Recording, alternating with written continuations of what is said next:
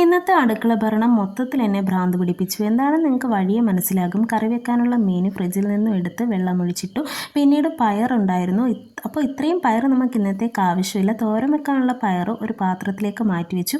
അപ്പോഴേക്കും അരി ഇടാനുള്ള വെള്ളമൊക്കെ അങ്ങ് തിളച്ചു. അങ്ങനെ അരി 4-5 വെള്ളത്തിൽ കഴുകി കലത്തിലേക്ക് ഇട്ടു.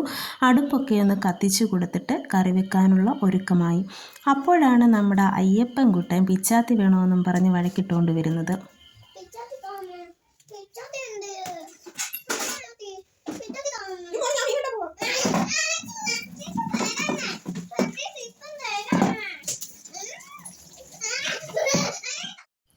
ആ വഴക്കൊക്കെ ഒന്ന് സോൾവ് ആക്കിയിട്ട് പയറരിയാൻ എടുത്തതാണ്. അപ്പോൾ വരുന്ന അടുത്ത വഴക്കും കൊണ്ട്.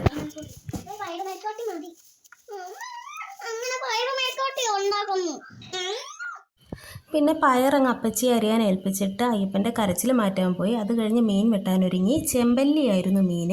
പിന്നെ തോലൊക്കെ ഉരിഞ്ഞ് മൊത്തത്തിലങ്ങ് കുളവായിപ്പോയി. ഇതിലും ഭേദം അയ്യപ്പൻ്റെ വഴക്ക് തന്നെയായിരുന്നു. അങ്ങനെ മീനൊക്കെ വൃത്തിയാക്കി എടുത്തിട്ട് മുളക് കറി വെക്കുകയാണ്.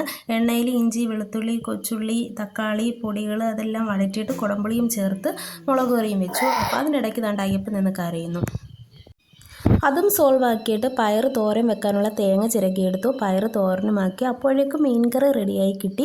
പിന്നെ ഒരു ഒഴിച്ചുകറി വേണം. രസമാണ് വെച്ചത്. അയ്യപ്പൻ്റെ നിർബന്ധത്തിനിടയ്ക്ക് ഇത്രയും പോലും ചെയ്യാൻ പറ്റുമെന്ന് കരുതിയതല്ല. ജോലിയെല്ലാം ഒതുങ്ങിയപ്പോൾ സർവ്വബാധയും പോയി.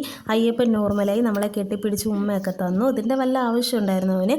അങ്ങനെ മീൻകറി, തോരൻ, രസം ഇതെല്ലാം കൂട്ടി എല്ലാവരും ചോറ് കഴിച്ചു. അയ്യപ്പൻ്റെ മെഴുക്കുവരട്ടി.